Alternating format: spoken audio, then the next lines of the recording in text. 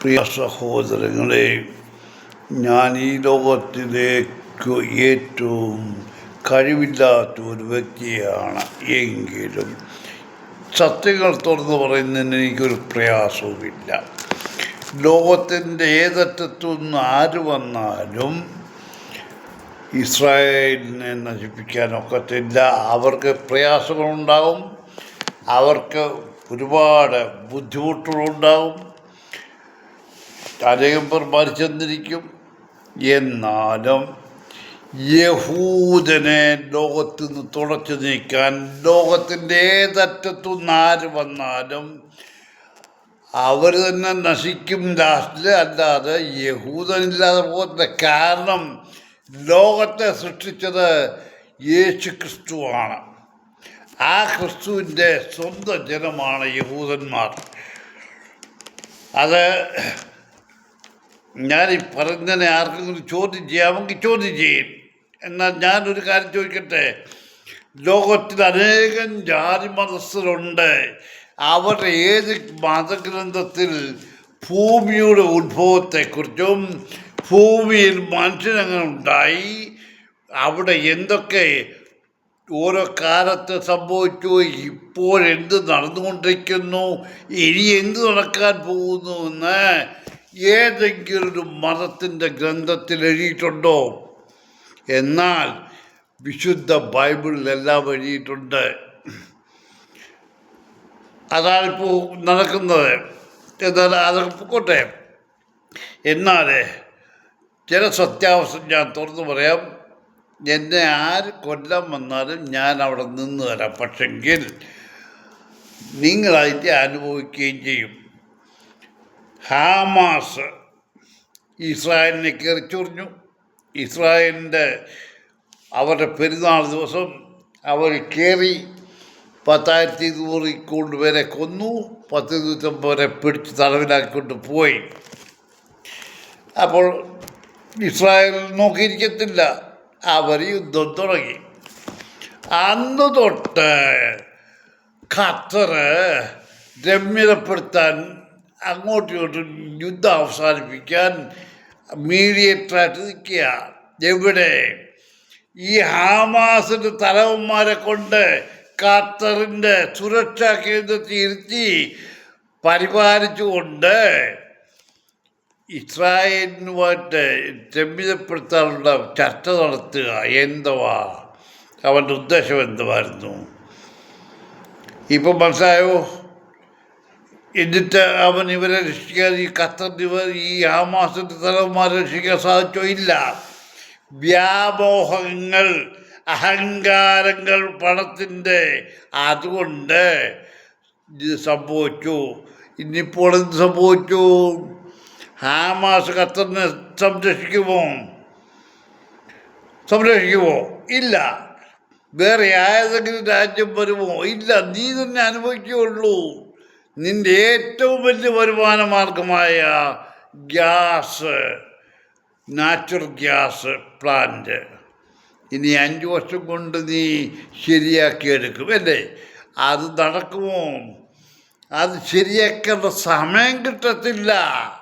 കാരണം അവിടെ ഇവിടെയൊന്നും അടി വരുമ്പോൾ അവിടെ അത് ശരിയാക്കാനാവുന്ന പോകുന്നത് നിൻ്റെ ജീവൻ രക്ഷിക്കാനേ നീ നോക്കത്തുള്ളൂ. ആ പ്ലാന്റൊന്നും ഇനി ശരിയാകത്തില്ല. പറഞ്ഞു തരാം. അത് ഖത്തറിൻ്റെ ആ മനസ്സിലിരിപ്പും പ്രവൃത്തി വേറെ രണ്ടും രണ്ടായതുകൊണ്ടാണ് യഹൂദനെ നശിപ്പിക്കാൻ നോക്കിയതിൻ്റെ അതിൻ്റെ പ്രതിഫലമാണ് ഖത്തറിന് കിട്ടിയത്. അഹങ്കാരികളായ കുറേ പേരുണ്ട് ഖത്തറിൽ, എന്നൊരുമല്ല. അതിലൊന്നാണ് ഖത്തർ എയർവേസിൻ്റെ CEO ആയിരുന്ന അക്ബർ അൽബേക്കർ. അവന് കേൾക്കണം ഇത്. ഇപ്പം എവിടെ പോയാ നിൻ്റെ എല്ലാം? എടാ, നീ നിങ്ങളെ മുഹമ്മദ് നബിയാണെങ്കിൽ തന്നെയും നിങ്ങൾ ആരെങ്കിലും ഒരു മനുഷ്യരെ നിങ്ങൾ റെസ്പെക്റ്റ് ചെയ്യണം, വിശ്വസിക്കണം. അതില്ല, അഹങ്കാരം. ഈ അക്ബർ നിമിത്തമാണ് ഞാൻ റിസൈൻ ചെയ്ത് ഗൾഫിൽ ഖത്തറിൽ നിന്ന് പോകുന്നത്. അവരുടെ ചരിത്രം മുഴുവൻ എനിക്കറിയാം. അവൻ എന്നോടൊന്നും ഉരിയാടത്തില്ല, എന്നോട് ഇത് ചോദിക്കാനും വരത്തില്ല. ഇപ്പോൾ പോട്ടെ, അതൊന്നും ഞാനിപ്പോൾ പറയാൻ പോകുന്നില്ല. കാരണം ഇനി ഈ യുദ്ധം ഇവിടെ നിൽക്കത്തില്ല, ആര് നോക്കിയാലും. കാരണം ചുണ്ടയ്ക്ക കൊടുത്ത് വഴങ്ങിയാൽ മേടിക്കായിരുന്നു. അന്ത്യകാലത്ത് പല സംഭവങ്ങൾ നടക്കും, അതിനൊക്കെ ഒരു കാരണം ഉണ്ടാകണം. അതിനു വേണ്ടിയാണ് ഹമാസ് ചെന്ന് ഇസ്രായേൽ അടിച്ചത്. അതുകൊണ്ട് ഇത് തുടങ്ങി. ഇവിടെ ഇപ്പം എവിടെത്തി? ഇറാന്. റഷ്യ ഇറാനുമായിട്ട് ഇന്നത്തെ ബന്ധമല്ല, അനേകം വർഷങ്ങൾക്ക് മുമ്പുള്ള തൊട്ടുള്ള ബന്ധമാണ്. റഷ്യയാണ് ആദ്യമായിട്ട് ആണവ നിലയം തന്നെ ഇറാനിൽ സ്ഥാപിച്ചു കൊടുത്തത്. അപ്പോൾ അവർ തമ്മിൽ ബന്ധം ശരിയായി. ഇപ്പോൾ റഷ്യ തന്നെ ഇപ്പോൾ വന്നാലും റഷ്യയ്ക്ക് സമാധാനമായിട്ട് ഇറാൻ്റെ കൂടെ നിന്ന് യുദ്ധം ചെയ്യാൻ സാധിക്കുമോ? ഇല്ല. അപ്പുറത്ത് യുക്രൈൻ കിടക്കുന്നു, മനസ്സിലായോ? അവിടെ റഷ്യ പരോക്ഷമായി അവിടെ ഇവിടെ നിന്ന് വല്ലതും താങ്ങിക്കൊടുക്കും, അല്ലാതൊന്നും ചെയ്യാനൊക്കത്തില്ല.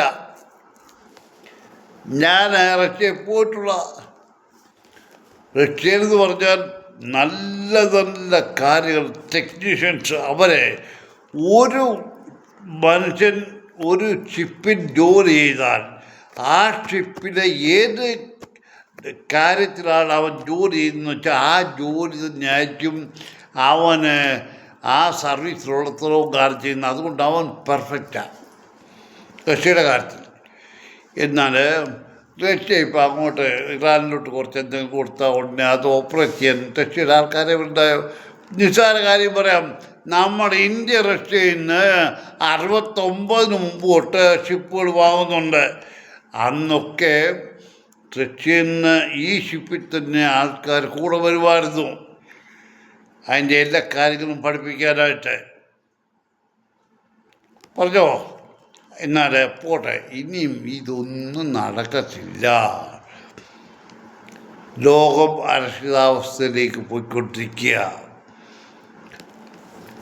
അമേരിക്കയുടെ ഉദ്ദേശം നേരത്തെ തൊട്ടേ അമേരിക്ക നിലനിൽക്കുന്നത് ഗൾഫ് രാജ്യത്തിൻ്റെ ഉത്തരവാദിത്വം അവൻ ഏറ്റെടുത്തുകൊണ്ടാണ്, സംരക്ഷണം.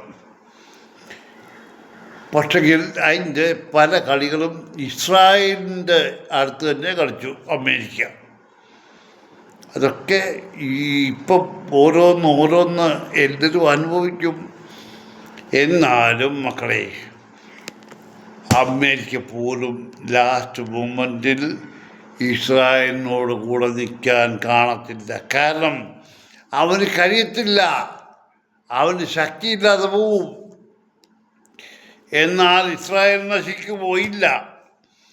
അതായത് ബൈബിളിൽ പറഞ്ഞിരുന്ന ഓരോ കാര്യങ്ങളും ഇപ്പം നടക്കുക. റഷ്യ ഇനിയിപ്പോൾ ഈ മുസ്ലിം രാജ്യം മുഴുവൻ റഷ്യയോട് പറയും, നീ ഞങ്ങളുടെ തലവനായിട്ട് നിൽക്കാനായിട്ട്. പക്ഷെ ഇപ്പോഴത്തെ സാഹചര്യത്തിൽ റഷ്യ നിൽക്കത്തില്ല. ഇനിയും സമയമുണ്ട്. ആ സമയം വരെ ഈ യുദ്ധം അയഞ്ഞും മുറിയും അധികാരികളും ചത്തും ക്ഷാമം ഉണ്ടാകണം. കാരണം ചരക്ക് നീക്കം നടക്കത്തില്ല. ഒരു രാജ്യത്ത് ആഹാര സാധനങ്ങൾ ഒരുപാടുണ്ടെങ്കിലും ഇല്ലാത്ത രാജ്യത്തേക്ക് കൊടുക്കാൻ അവർക്ക് കഴിയാതെ വരും. അപ്പോൾ അവിടെ ആ രാജ്യം ക്ഷാമമുണ്ടാകും. ക്ഷാമം വരുമ്പോൾ പട്ടിണി ഉണ്ടാവും.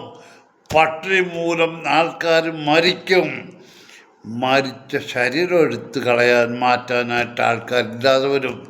അവിടൊക്കെ അപ്പോൾ എന്തെല്ലാം അസുഖങ്ങളുണ്ടാകും, നിങ്ങൾ ആലോചിച്ചാൽ മതി. അതുകൊണ്ട് എനിക്കിപ്പം ലോകത്തോട് പറയാനുള്ളത്, പക്ഷേ നിങ്ങൾ ആര് നോക്കിയാലും ഇസ്രായേൽ രാഷ്ട്രം അവിടെ തന്നെ കാണും.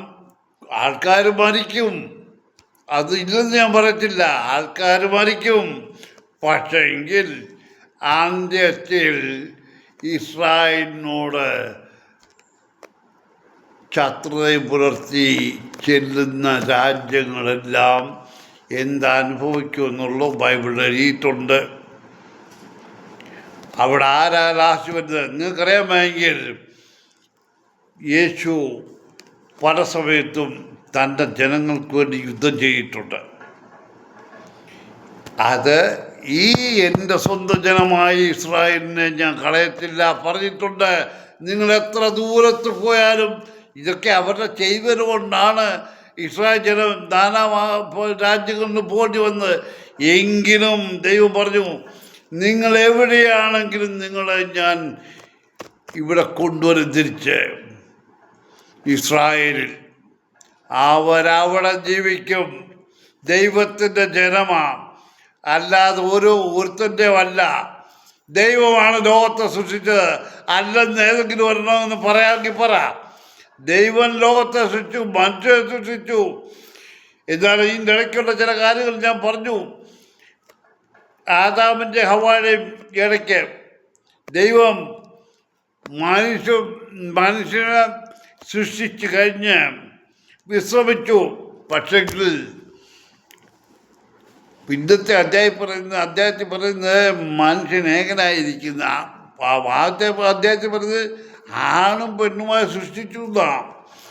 എന്നാൽ രണ്ടാമത്തെ അധ്യായത്തിൽ പറയുന്ന മനുഷ്യൻ ഏകനായിരിക്കുന്നത് നന്നല്ല. അവിടെ എന്തു പറ്റി? ആണും പെണ്ണുമായി സൃഷ്ടിച്ച് പെണ്ണിവിടെ പോയി. അതൊന്നും ഇപ്പം ഞാൻ പറയുന്നില്ല, പോട്ടെ. ഏതായാലും കൊള്ളാം.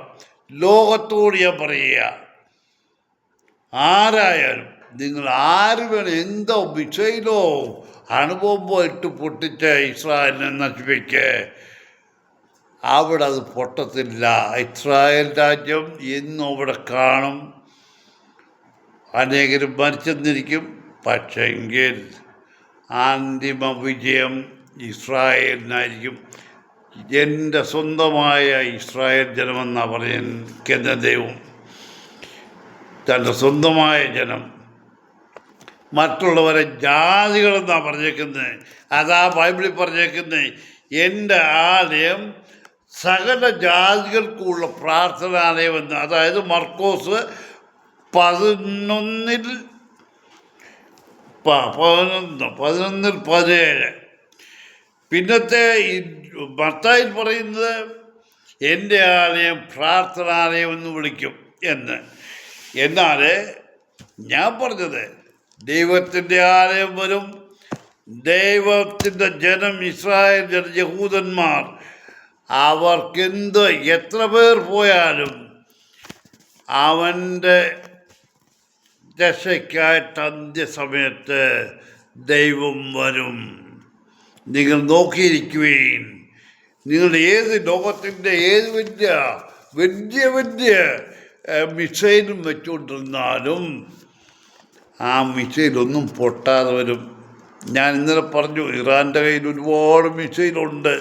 എങ്കിലും മക്കളെ, ഒരു ഭൂകമ്പം വന്നാൽ ആ മലയുടെ അടിയിരിക്കുന്ന മിസൈൽ അവിടെ ഇരിക്കത്തേ ഉള്ളൂ. ഇതൊക്കെ നടക്കാവുന്ന കാര്യങ്ങളാണ്. ഏതായാലും കൊള്ളാം. നിങ്ങൾ ഒന്ന് നോക്കി ഇസ്രായേൽ ജനം യഹൂദനെ നശിപ്പിക്കാൻ. യഹൂദൻ എങ്ങാണ്ടൊന്ന് കയറി വന്നവനാന്ന് പറഞ്ഞ് എല്ലാ ദരിദ്രവാസികളും വിളിച്ചു പോകുന്നു. കൂക്കിക്കൊണ്ടിരിക്കുകയും നിങ്ങളുടെ കാര്യത്തിൽ എത്ര നാളുണ്ടാവും? കരഞ്ഞുകൊണ്ടിരിക്കുകയും യഹൂദനെ നശിപ്പിക്കാൻ ആർക്കും സാധിക്കത്തില്ല.